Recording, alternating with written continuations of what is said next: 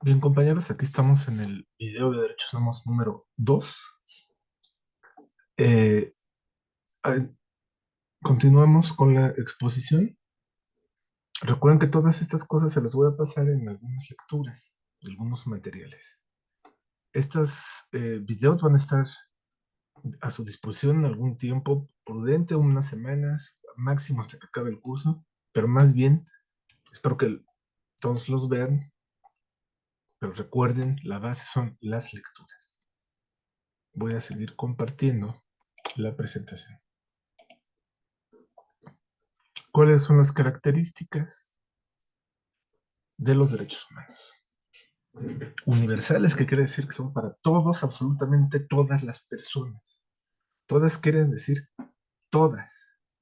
No para algunas y para otras no, para los que los políticos decidan, o los cristianos, o los musulmanes, o los judíos, o la gente de alguna raza o de algún país, para todos, también para los criminales. O sea, no, esa idea de que alguien que es un multiasesino, violador, sádico, enfermo, mental, no merece, no tiene derechos humanos. Sí los tiene y es responsabilidad del Estado garantizarlos. Porque si no, si alguien que con lujo de violencia maltrata a la gente y el Estado hace lo mismo o permite que se le haga lo mismo, pues entonces se está dejando todo a la ley del talón, ¿no? A la ley del más fuerte. Y entonces, pues no hay Estado. Esa es la importancia, por lo cual para todos debe haber derechos humanos. Son integrales, quiere decir que están comunicados entre sí, relacionados. Porque para llevar a cabo y desarrollarse en el derecho a la educación, por decir algo, se requieren cosas mínimas para poder hacerlo. Tener una vivienda, comer, ¿no? No se puede estudiar sin comer, con hambre. Eh,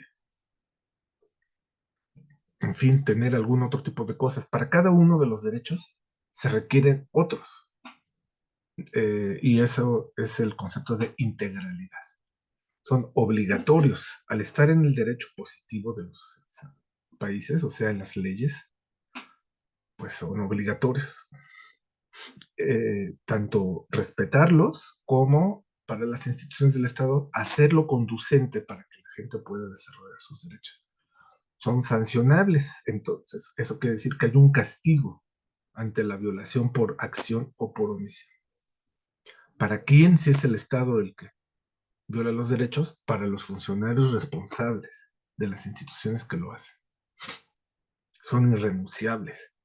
Yo no puedo, por medio de un soborno, de tortura, de amenazas, presentar un documento, fulano renunció a su derecho tal, ¿no? Pues eso no se puede, no existe. Son irrenunciables. Y lo mismo, intransferibles. No lo puedo pasar a otra persona mi derecho a la educación, o mi derecho a la vivienda. Naturales quiere decir, más o menos, es un concepto que se puede utilizar o se utiliza con frecuencia como contrario a lo positivo. Es decir, lo positivo es lo escrito, en leyes escritas, y lo natural es lo que ocurre por sí mismo. La sociedad por sí misma lo hace. Y a eso se refiere aquí. La convivencia humana da por sí misma algunas formas de relacionarse que integran los derechos. O sea, están ahí desde antes de que los pensemos y los pongamos en derecho positivo, ya existen. E históricos, como acaban de ver, tienen una evolución histórica, las ideas, cada derecho en particular, como vamos a ver ahorita, y las instituciones que los protegen. Entonces, estas son las características de los derechos. La clasificación. La primera generación, que estos temas y generaciones coinciden en el orden en que están. La primera generación, que es la que se presentó en las listas que ya abordamos, mencionamos, en la Declaración de los Derechos del Hombre y del Ciudadano de Francia y en la Declaración de Derechos de Norteamérica, son todos derechos civiles y políticos. O sea, ¿qué quiere decir esto?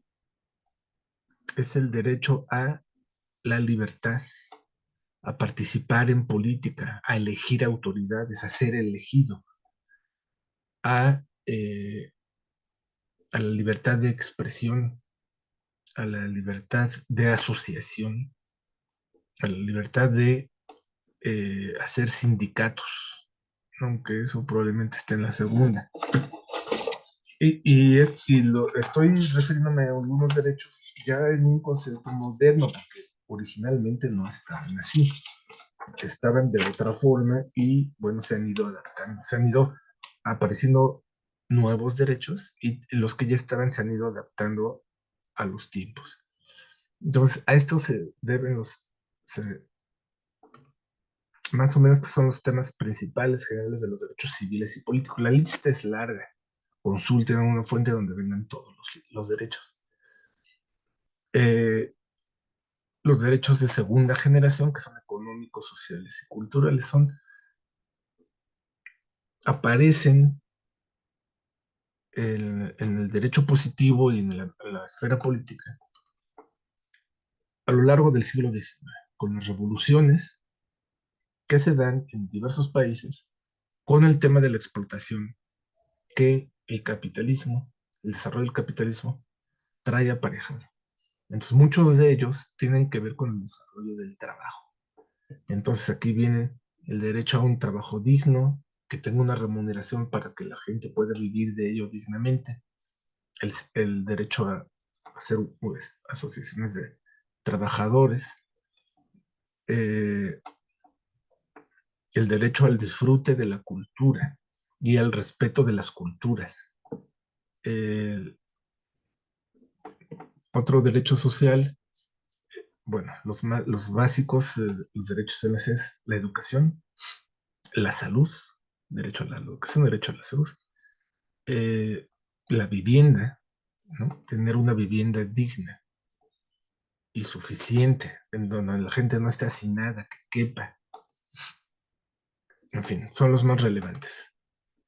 Y la tercera generación es del siglo XX, pero ya bien entrado el siglo. O sea, entre uno y otro pasaron más de 100 años. Eh, y son los que se conocen como los derechos colectivos y de solidaridad. Son un tanto complicados y a mí no me gustan mucho. Yo digo que ya esto está cayendo en un... Porque incluso su medición, su observación y su medición es muy complicado. Eh, es relativamente fácil o difícil, pero hay manera de hacer. Medir el estado de todos los derechos civiles, políticos, económicos, sociales y culturales en un país. En cambio, es decir, cuánta gente no va a la escuela, cuánta gente, cuánto dinero gana la gente en promedio, quién gana por abajo del límite de la pobreza, quién no tiene acceso a la salud, en fin, hay manera de hacerlo. En cambio, los derechos colectivos y de solidaridad son una locura. Es, por ejemplo, algunos de ellos. El derecho a la libre autodeterminación de los pueblos. ¿Cómo diablos se observa y se mide eso? El derecho al disfrute de un medio ambiente sano. Lo mismo. Es decir, expresan ideas que son muy loables, muy positivas, pero que están expresadas de una forma en que impiden, yo creo, o por lo menos dificultan bastante el accionar de todo el mundo, desde el Estado para garantizarlos hasta de la sociedad civil para pelearlos y aplicarlos. Y algunos de ellos son realmente, miren, hay uno que es el derecho al uso y disfrute de las nuevas tecnologías. Díganme si consideran que eso puede ser muy importante, pero un derecho humano, como comer, como educarse y tener acceso a la salud, el disfrute de las nuevas tecnologías, ¿ustedes qué creen? A ver si después en clase hay la oportunidad de que me digan si están de acuerdo en eso. En fin, esas son las generaciones y los temas. Y ahora, bueno, esto ya lo abordamos sobre la Revolución Francesa y la norteamericana, pero en el siglo XX, después de la Segunda Guerra Mundial y después de haber la comunidad internacional presenciado las atrocidades que se cometieron ahí, no nada más por los nazis, sino en general por los combatientes. Eh, Se dio la tarea de la organización, se fundó la Organización de las Naciones Unidas, que tiene un antecedente en la Sociedad de las Naciones anteriormente, pero a diferencia de aquella, en estas poco a poco se fueron sumando y están todos los estados del mundo. Y se le encargó a un grupo de origen multinacional, también multidisciplinario, capitaneado por una mujer norteamericana que se llama Eleanor Roosevelt, a elaborar la Declaración Universal de los Derechos Humanos, que es expresar de una manera ya moderna, contemporánea, la lista de los derechos. Y se dieron a esa tarea, se tardaron un par de años y después la dieron a conocer el 10 de diciembre de 1948, por eso ese día es el Día de los Derechos Humanos, eh, a todos los estados. Para la ONU, además de establecer una lista de derechos que se ha ido incrementando con los derechos de tercera generación, que son posteriores, eh, dotó a la comunidad internacional de instrumentos que están ahí mencionados. Para cada uno de los derechos prácticamente hay un instrumento, es decir, hay una organización que tiene un nombre específico: congreso, convención, declaración, en fin, de tal cosa. Por ejemplo, la Declaración de los Derechos del Niño, eh, el Tratado Internacional para la Erradicación de la Tortura, en fin, hay muchos. Esos son instrumentos que la ONU u otras organizaciones internacionales regularmente asociadas a la ONU o que dependen de la ONU hacen una convocatoria y los estados se suman voluntariamente. Nadie puede obligarlos. Y entonces van y se suman. Con esto se obtiene reconocimiento internacional. Hay fondos de las Naciones Unidas que se hacen con los aportes de todos los estados de la Tierra. Y a los países más pobres y que requieren ayuda, se les da ayuda para que trabajen en lo necesario para garantizar los derechos o mejorar la situación de algún derecho. Si el país se suma a un instrumento y lo requiere, puede obtener ayuda económica, técnica.